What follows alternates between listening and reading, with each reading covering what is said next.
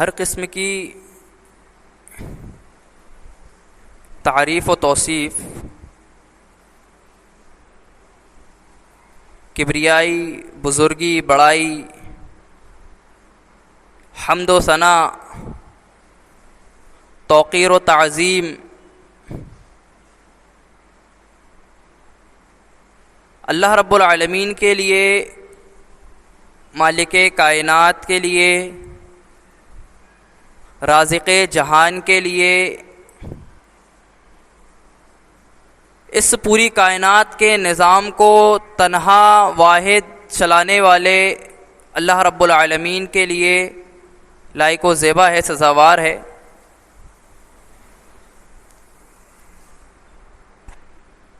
اور اسی رب العالمین کی رحمتیں برکتیں نازل ہو،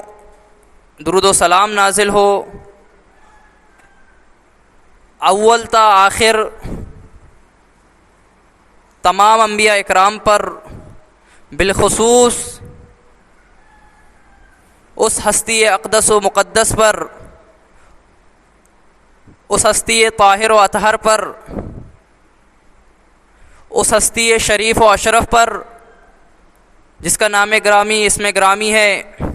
جناب عربی محمد رسول اللہ صلی اللہ علیہ وسلم۔ اللہ رب العالمین کا بے حد و حساب، بے شمار احسان ہے، شکر ہے کہ اس نے ہمیں اشرف المخلوقات میں سے بنایا، ہر چیز کا ہمیں شعور دیا، ہمیں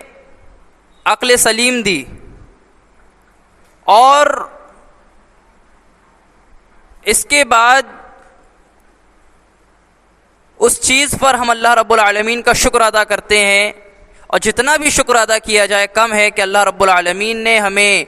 دین اسلام کی نعمت سے مالا مال فرمایا۔ اب اس نے ہمیں مسلمان گھرانے میں پیدا تو کر دیا،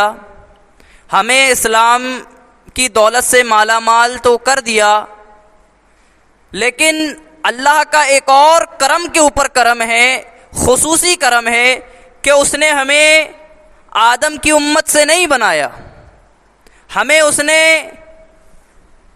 حضرت عیسیٰ کی امت میں سے نہیں بنایا، ہمیں حضرت ابراہیم کی امت میں سے نہیں بنایا، حضرت اسماعیل کا پیروکار نہیں بنایا، ہمیں حضرت نوح کا متبع نہیں بنایا، ہمیں حضرت موسیٰ کا حواری نہیں بنایا، بلکہ ہمیں بنایا اس ذات کا، اس ہستی کا ہمیں اللہ رب العالمین نے پیروکار بنایا، امتی بنایا، جس کے بارے میں اللہ کہتا ہے لقد کان لکم فی رسول اللہ اسوۃ حسنہ، کہ جناب عربی کی زندگی، محمد عربی کی زندگی تمہارے لیے اسوہ ہے، نمونہ ہے، ساری کائنات کے لیے ایک آئیڈیل ہے۔ ہمیں بنایا تو امام الانبیاء کا پیروکار بنایا، ہمیں بنایا تو سید المرسلین کا امتی بنایا، ہمیں بنایا تو ایسے نبی کی امت بنایا جس کے بعد کوئی نبی آنے والا نہیں ہے۔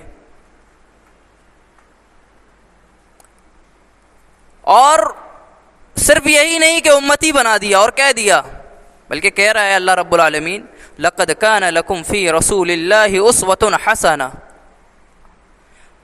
اپنی کتاب میں کہا جس کو اللہ رب العالمین نے ساری کائنات کے لیے ہدایت بنا کے بھیجا، ساری کائنات کے لیے ہدایت جس کتاب کو بنا کر بھیجا، قرآن مجید میں اللہ رب العالمین کہتا ہے لقد کان لکم فی رسول اللہ اسوۃ حسنہ، کہ ساری کائنات کے انسانوں کے لیے، ساری کائنات کے لوگوں کے لیے اگر کوئی ہستی آئیڈیل ہے، اگر کوئی ہستی ایسی ہے جس کو فالو کیا جائے، اگر کوئی ہستی ایسی ہے جس کا پیروکار بنا جائے، ایسی کوئی ہستی ہے جس کی بات مانی جائے، جس کی اتباع کی جائے، جس کی اطاعت کی جائے، تو وہ محمد عربی صلی اللہ علیہ وسلم کی ہستی ہے۔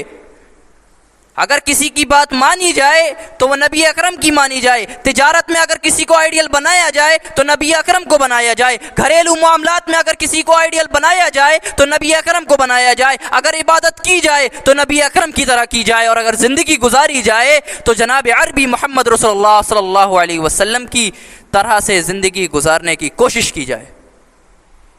اللہ نے ایک قاعدہ بتا دیا، اللہ نے ایک قاعدہ بنا دیا، اللہ نے اصول بتا دیا، یہ ضابطہ بتا دیا کہ زندگی گزارنی ہے، اگر مومن بننا ہے، اگر مسلمانوں میں اپنا نام لکھوائے رکھنا ہے تو تمہیں نبی اکرم صلی اللہ علیہ وسلم کی زندگی کو اپنانا ہوگا، نبی کریم صلی اللہ علیہ وسلم کی زندگی کو اپنی زندگی میں اتارنا پڑے گا۔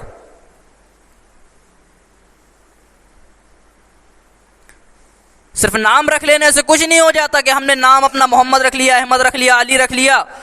تو ہم مسلمان ہو گئے، ہم مومن ہو گئے، ہمارا اللہ رب العالمین کے ہاں مقام و مرتبہ ہو گیا۔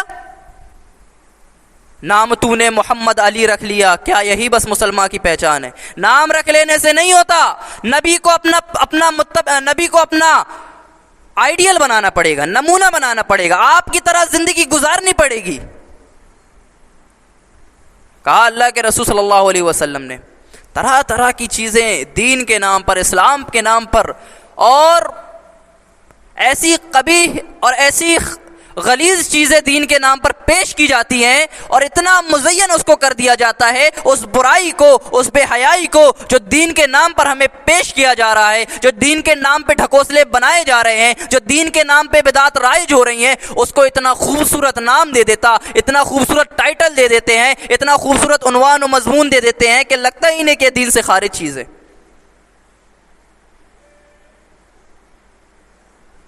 نبی کے علاوہ دوسرے کی بات ماننی ہے، ہاں نبی کے علاوہ کسی دوسرے کی اتباع کرنی ہے تو اسے پیری مریدی کا نام دے دیا، وہ ہمارے پیر ہے، وہ ہمارے مرشد ہے۔ کوئی کام کرنا ہے دین میں، اگر نئی چیز ایجاد کرنی ہے تو اس کو بدعت حسنہ قرار دے دیا، اچھی بدعت ہے یہ۔ یعنی نام ٹائٹل اتنے خوبصورت دے دیتے ہیں کہ آدمی بھی سوچتا ہے نہیں یار یہ غلط نہیں ہو سکتا۔ یہ معاملات ہو گئے ہیں۔ اللہ کے رسول صلی اللہ علیہ وسلم نے کیا فرمایا؟ کہا علیکم بسنتی و سنت الخلفاء الراشدین المہدیین، کہ لوگوں سنو تمہارے اوپر میری سنت واجب ہے، میری سنت کو دانتوں سے مضبوطی سے پکڑ لو، میری سنت پر عمل کرو، میرا جو طریقہ ہے، میں نے جس طریقے سے جو کام کیا، میں نے عبادت جس طریقے سے کیا، میں نے اولاد کی تربیت جس طریقے سے کیا، میں نے نماز جس طریقے سے پڑھا، میں نے روزہ جس طریقے سے رکھا، میں نے حج جس طریقے سے کیا، میں نے ساتھیوں کے ساتھ جس طرح سے معاملات کیے، میں نے جس طرح سے اخلاق حسنہ کا مظاہرہ کیا، اس طرح سے تمہیں اپنی زندگیوں میں اس چیز کو اتارنا ہے۔ علیکم بسنتی و سنت الخلفاء الراشدین المہدیین، کہ تمہارے اوپر میری سنت لازم ہے، میرا طریقہ لازم ہے، اور خلفائے راشدین، ہدایت یافتہ خلفائے راشدین کی سنت اور ان کا طریقہ لازم ہے۔ لیکن ہم نے اس کائنات کے سب سے اچھے آئیڈیل کو، سب سے اچھے رہنما کو پسے پشت ڈال دیا اور پیچھے چھوڑ دیا، اور دین میں نئی چیزیں ایجاد بھی کرنا شروع کر دی، اور ان کے علاوہ دوسروں کو آئیڈیل بنانا شروع کر دیا۔ آج ہمارے آئیڈیل دنیاوی لوگ ہوتے ہیں، مال و دولت کے اعتبار سے جو بہت زیادہ کامیاب ہو گئے وہ لوگ ہوتے ہیں، جن کے پاس گاڑی ہے، بنگلہ ہے، وہ لوگ ہوتے ہیں، فلموں کے ہیرو آج کل ہمارے آئیڈیل ہوتے ہیں۔ کیا معاملہ ہے؟ اس تمام کائنات کے شریفوں میں اشرف جو نبی ہے، اس تمام کائنات میں فضیلتیں رکھنے والوں میں افضل جو نبی ہے، اس تمام کائنات میں حسینوں میں احسن جو نبی ہے، جب وہ نبی ہمارے لیے آئیڈیل ہے تو ہم کیوں دنیا کے دوسرے لوگوں کو اپنا آئیڈیل بنا رہے ہیں؟ کیوں ہمارا لباس غیر مسلموں کی طرح ہے؟ کیوں ہمارا لباس مشرکوں کی طرح ہے؟ کیوں ہمارا چلن، کیوں ہمارا اخلاق، کیوں ہمارا کردار، کیوں ہماری زبان لوگوں کی طرح ہے، ملحدین کی طرح ہے جن کا کوئی مذہب نہیں ہے؟ کیا نبی کے طریقے میں کوئی خامی رہ گئی تھی؟ کیا نبی کے اسلوب میں، کیا نبی کی زندگی گزارنے میں کوئی کمی رہ گئی تھی؟ ارے جس نبی نے ہمیں چپل پہننے کا طریقہ بتایا، جس نبی نے ہمیں کنگھی کرنے کا طریقہ بتایا، جس نبی نے ہمیں راستوں کے آداب سے باور کرایا، جس نبی نے ہمیں قضائے حاجت کے لیے جانے کا اور آنے کا طریقہ بتایا، کیا اس نے ہمیں اپنی زندگی گزارنے کا طریقہ بدلانا بھول گئے؟ کیا نبی نے اپنی رسالت کو پہنچانے میں، اللہ کے پیغام کو پہنچانے میں کوئی کوتاہی کر دی؟ نعوذ باللہ۔ بدعتیں رائج ہیں، اللہ کے رسول صلی اللہ علیہ وسلم نے فرمایا من احدث فی امرنا هذا ما لیس له منه فهو رد، کہ اگر کسی نے ہمارے لائے ہوئے دین میں، اس اللہ کے دین میں، اس اللہ کے دین خالص میں اگر کسی نئی چیز کا اضافہ کیا، اگر کسی نئی چیز کو ایڈ کیا، اگر کسی نئی چیز کو اس میں شامل کرتا ہے جس کا اس دین سے تعلق نہیں ہے، جس کا اس دین سے کوئی واسطہ نہیں ہے، تو اس نے ایک مردود کام کیا۔ فهو رد، ایسا کام رد ہے، مردود ہے، کچرے کا ڈھیر ہے، اس کی کوئی حیثیت نہیں۔ آپ قرآن پڑھ رہے ہیں لیکن وہ بدعت ہے، غلط طریقے سے پڑھ رہے ہیں، بدعت ہے۔ قرآن پڑھ رہے ہیں، کتنا ہی اچھا عمل کیوں نہ آپ کو لگے، لیکن وہ صحیح نہیں ہے۔ آپ کو لگ رہا ہے بہت اچھا کام کر رہے ہیں، لیکن وہ چیز درست نہیں ہوتی، کیونکہ اللہ کے رسول نے ہر چیز کا ایک ضابطہ و قانون بتایا ہے۔ تعویذ باندھ لے رہے ہیں، بظاہر تو بہت اچھی چیز لگ رہی ہے، ارے قرآن کو سینے میں باندھا ہوا ہے، ہاتھ میں باندھا ہوا ہے، کمر میں باندھا ہوا، ہاں دھاگا باندھا ہوا، بڑے بہت خوبصورت لگ رہا ہو، لیکن اللہ کے رسول نے کہا اما لیس منہ فہو رد، وہ مردود ہے جس نے ایسا کوئی کام دین سمجھ کر کیا۔ ارے حفاظت کرنا ہے، اپنی حفاظت کرنی ہے تو صبح و شام کے اذکار لازم پکڑو، اولاد کی حفاظت کروانی ہے تو اس طرح سے کرو جس طرح سے اللہ کے رسول نے بتایا ہے۔ اللہ کے رسول حسن و حسین رضی اللہ عنہما کو دم کیا کرتے دعا پڑھ کر کے، اعوذ بکلمات اللہ التامات من کل شیطان وہامہ، یہ دعا پڑھتے اور اس سے دم کیا کرتے۔ کیا آپ کو نہیں پتا تھا کہ تعویذ باندھ دینے سے نظر بد نہیں لگتی؟ کیا آپ کو نہیں پتا تھا کہ قرآن کے کچھ صحیفوں کو یہاں وہاں سے موڑ کر کے اور کپڑے میں لپیٹ کر کے کمر میں باندھ دینے سے نظر بد نہیں لگتا، کوئی مصیبت نہیں آتی؟ کیا آپ کو یہ بات نہیں پتا تھی؟ آج 1400 سال، 1450 سال، 1300 سال، 1000 سال بعد آنے کے بعد ہمیں یہ بات پتہ چل رہی ہے کہ قرآن کے صحیفے کو لپیٹ لے کپڑے میں اور بندہ باندھ لے تو اس سے بلائیں دور رہتی ہیں، لیکن اللہ کے رسول کو نہیں پتا تھی۔ بتائیے، حضرت ابو بکر کو نہیں پتا تھی، حضرت عمر کو بھی نہیں پتا تھی، انہوں نے بھی اپنے بیٹوں کو کبھی نہیں باندھا۔ آج ہم ہی باندھ رہے ہیں، دین سمجھ کر کے باندھ رہے ہیں، کچھ نہیں۔ اگر اللہ رب العالمین کسی چیز کا اگر آپ کو نقصان پہنچانا چاہے، اگر تجارت میں نقصان پہنچانا چاہے، اگر آپ کی صحت چھیننا چاہے، آپ کی تندرستی اگر چھیننا چاہے، تو پوری کائنات ایک طرف ہو جائے، پوری کائنات اگر اس سے روکنا چاہے تو اللہ رب العالمین کو اس کام کو روک نہیں سکتی۔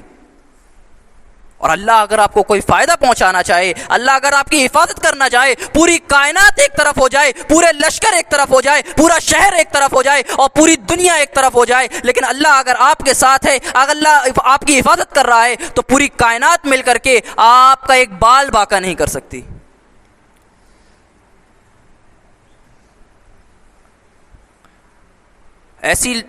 ایسی ہماری حالت ہو گئی ہے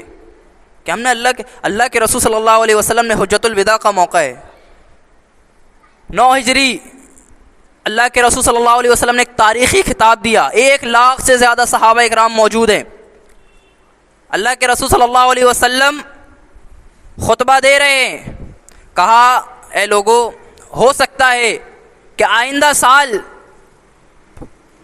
میں تمہیں نہ دیکھ پاؤں، 9 ہجری کا موقع ہے، آپ کہہ رہے ہیں کہ ہو سکتا ہے آئندہ سال میں تمہیں نہ دیکھ پاؤں، یا میں اس دنیا میں نہ رہوں، میں اپنے رب حقیقی سے جا کر مل جاؤں، ہو سکتا ہے۔ تو اللہ کے رسول صلی اللہ علیہ وسلم نے کہا الیوم اکملت لکم دینکم واتممت علیکم نعمتی ورضیت لکم الاسلام دینا، کہ اللہ نے رب العالمین نے قرآن کی آیت میں فرمایا کہ آج کے دن میں نے تمہارے دین کو مکمل کر دیا اور تمہارے لیے سب سے بہترین دین، سب سے بہترین مذہب، سب سے بہترین دین جس کو میں نے پسند کیا ہے تمہارے لیے وہ دین اسلام ہے، رضیت لکم الاسلام دینا، اور تمہارے دین سے میں خوش ہو گیا، میں تمہارے دین کو میں نے پسند کر لیا اور اپنی نعمتوں کو تمام کر دیا۔ سب سے بڑی نعمت اللہ رب العالمین کی اسلام ہے، اللہ رب العالمین کا دین ہے، وہ دین جو اللہ کے رسول صلی اللہ علیہ وسلم لے کر کے آئے، اللہ نے اس چیز کو، اس دین کو اس دن مکمل کر دیا۔ جب دین مکمل ہو گیا تو ہماری، آپ کی یا کائنات کا کتنا بھی بڑا انسان کیوں نہ ہو، اس کی کیا حیثیت بنتی ہے، اس کی کیا استطاعت بنتی ہے کہ جس دین کو اللہ کے رسول نے مکمل کر کے گئے، جس دین پر اللہ نے تکمیل کی مہر لگا دی ہو، اس مہر پہ ڈاکہ ڈالے۔ کسی کے اندر کیا جرت ہو سکتی ہے کہ اس دین میں نئی باتیں ایڈ کرے، نئی باتوں کو اس میں شامل کرے؟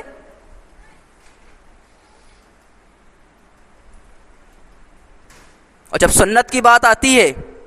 کوئی بندہ اگر سنت کی خلاف ورزی کرتا ہے، کوئی انسان اگر سنت سے منہ موڑتا ہے تو وہ کسی نئی بدعت کی طرف جاتا ہے. کہا امام مالک رحمہ اللہ کا بہت مشہور قول ہے. اب دیکھیے آپ،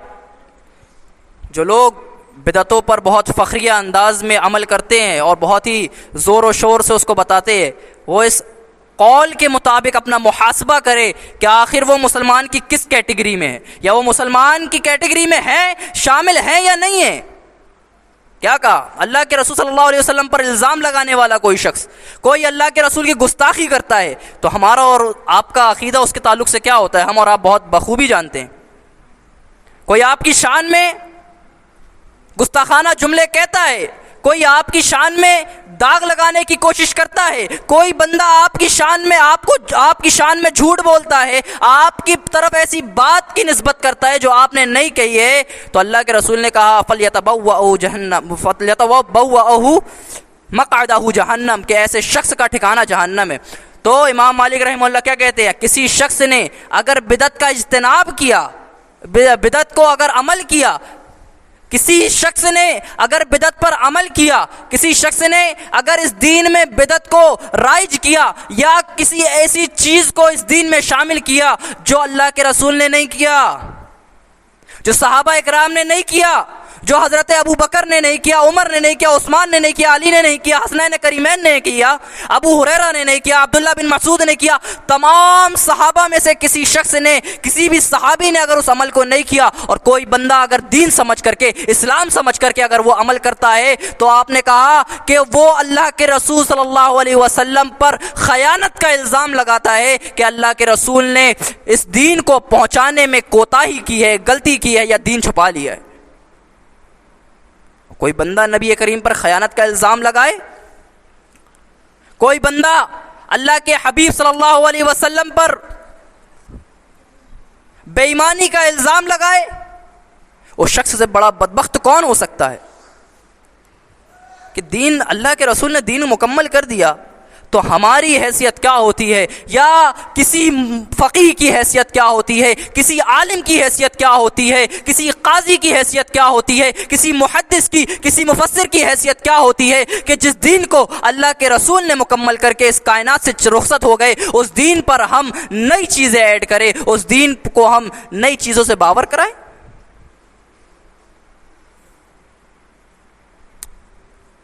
ہر وقت ذہن میں یہ گمان ہوتا ہے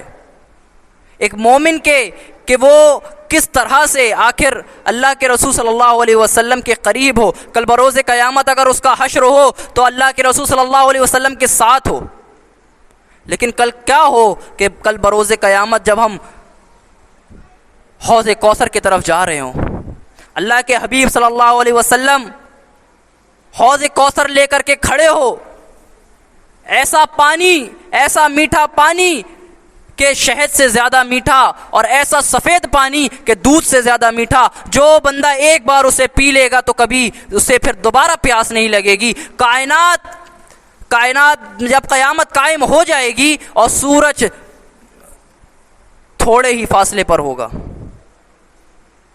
تھوڑے ہی فاصلے پر ہوگا، آدمی پسینوں میں ڈوبا ہوا ہے، اپنے اعمال کے مطابق، اپنے گناہوں کے مطابق پسینے میں ڈوبا ہوا ہے، کوئی گھٹنوں تک پسینے میں ڈوبا ہے، کوئی کاندھے تک پسینے میں ڈوبا ہے، کوئی اپنے منہ تک پسینے میں ڈوبا ہے، پیاس سے تڑپ رہے ہوں گے، پانی کی شدت ہوگی، پیاس کی شدت ہوگی. اللہ کے رسول صلی اللہ علیہ وسلم حوض کوثر لے کر کے آئیں گے، آپ اپنے امتیوں کو حوض کوثر پلا رہے ہوں گے، آپ اپنے پیروکاروں کو، آپ اپنے مطیع کو، آپ اپنے متبع کو، آپ اپنے اصحاب کو، آپ اپنے ساتھیوں کو حوض کوثر پلا رہے ہوں گے، جام پلا رہے ہوں گے، اور لوگ پی رہے ہوں گے. کچھ لوگ آئیں گے تو فرشتے پانی پینے آئیں گے، کیونکہ وہ بھی بظاہر مسلمان تھے، وہ بھی اللہ کے رسول کا کلمہ پڑھتے تھے، وہ بھی اللہ کو اپنا معبود و خالق مانتے تھے، وہ آئیں گے، لیکن فرشتے انہیں روک دیں گے، فرشتے انہیں حوض کوثر کے پاس جانے نہیں دیں گے، روک دیں گے. اللہ کے رسول کہیں گے امتی امتی، یہ میری امت ہے، یہ میرے ساتھی ہے، یہ میرے پیروکار ہے، یہ مسلمان ہے، انہیں کیوں روک رہے ہو، انہیں بھی آنے دو، میں انہیں حوض کوثر سے اپنے ہاتھوں سے انہیں جام پلاؤں گا.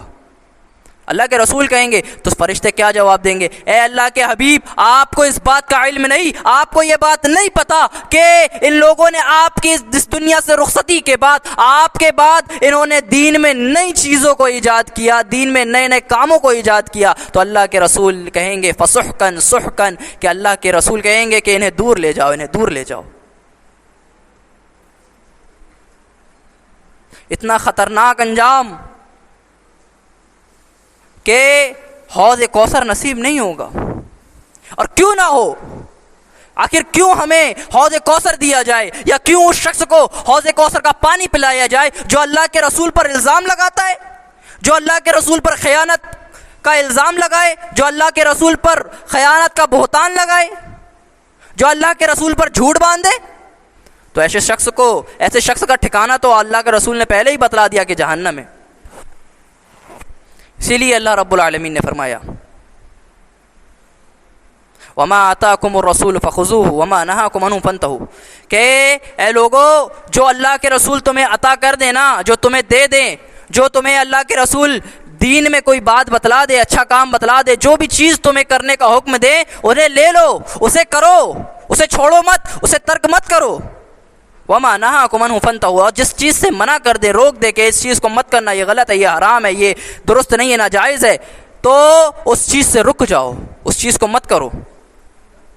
اللہ کے رسول کی تو پوری زندگی ہمارے لیے نمونہ آئیڈیل ہے۔ ہاں، اب جب اللہ کے رسول کی پوری زندگی آئیڈیل ہے، آپ نے تجارت بھی کی ہے، آپ نے کاروبار بھی کیا ہے، آپ کی بیویاں بھی تھیں، آپ کے بچے بھی تھے، آپ کی بیٹی بھی تھی، آپ کے بیٹے بھی تھے، آپ کے دوست بھی تھے، آپ کے ساتھی بھی تھے۔ آپ ایک جس طرح سے انسان اپنی زندگی گزارتا ہے اس طریقے سے زندگی گزار کے بتا دیا، اور جب زندگی گزارا تبھی تو اللہ نے کہا نا لَقَدْ كَانَ لَكُمْ فِي رَسُولِ اللَّهِ أُسْوَةٌ حَسَنَةٌ، کہ اللہ کے رسول تمہارے لیے آئیڈیل ہیں، تمہارے لیے نمونہ ہے، تمہارے لیے پیشوا ہے،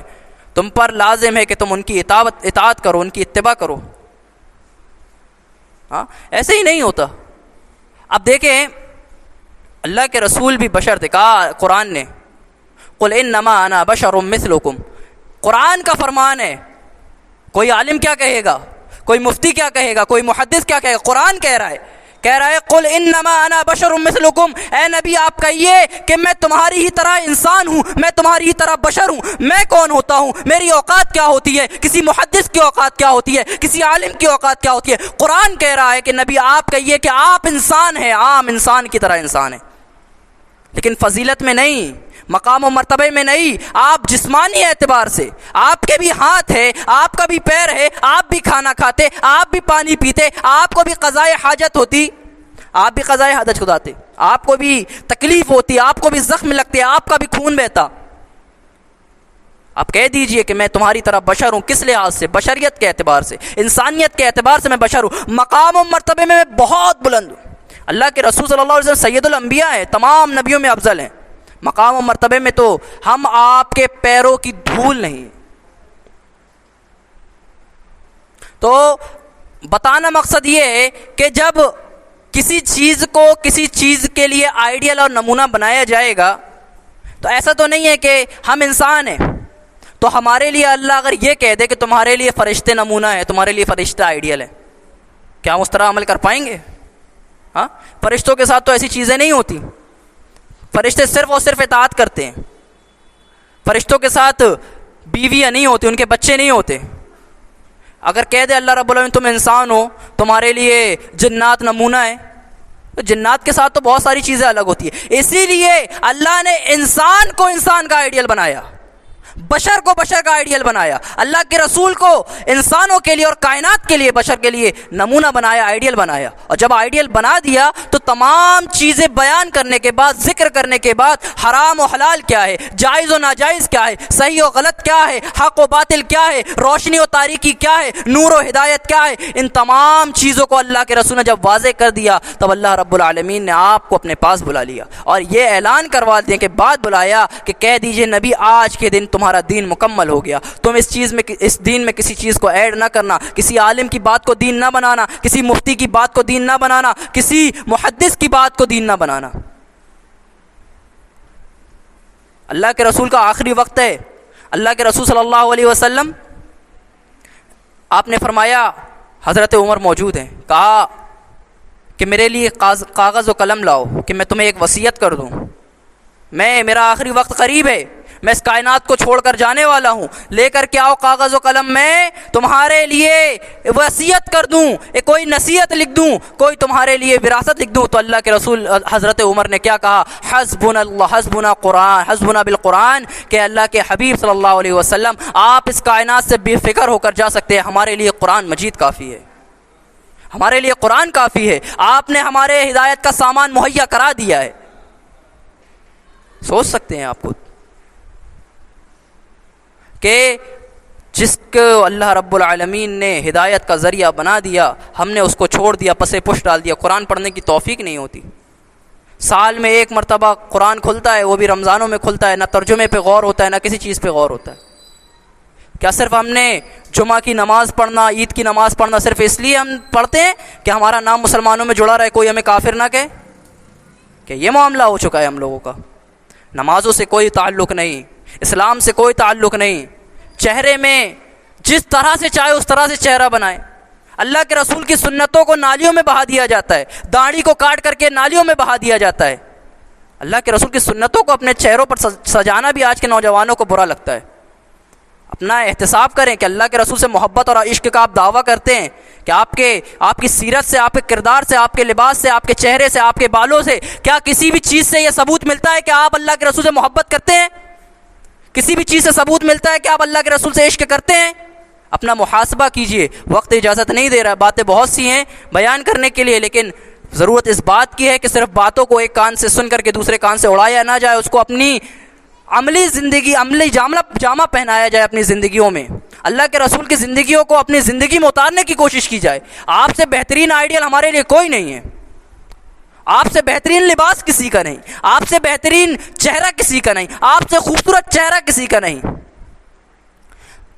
لہذا ضرورت اس بات کی ہے ہم قرآن کو پڑھیں، اللہ کے رسول کی سیرت کو پڑھیں، بدعات سے بچے. بدعات بہت خطرناک چیز ہے، بدعات سے بچے. آخر میں اللہ رب العالمین سے دعا گو بار الہ ہمیں کہنے سننے سے زیادہ عمل کرنے کی توفیق عطا فرمائے. اللہ رب العالمین ہمیں نبی کریم صلی اللہ علیہ وسلم کا پکا سچا مطیع فرما بردار بنا دے. اللہ ہمیں اپنے احکامات کی تعلیمات پر عمل کرنے والا بنا دے. اے اللہ ہمیں نبی کریم صلی اللہ علیہ وسلم کی سنتوں پر عمل کرنے والا بنا دے. اللہ رب العالمین ہمیں ہمارے دلوں میں نبی کی محبت کو ہمارے جانوں سے بھی زیادہ بڑھا دے. آمین یا رب العالمین. وآخر دعوانا ان الحمد للہ رب العالمین.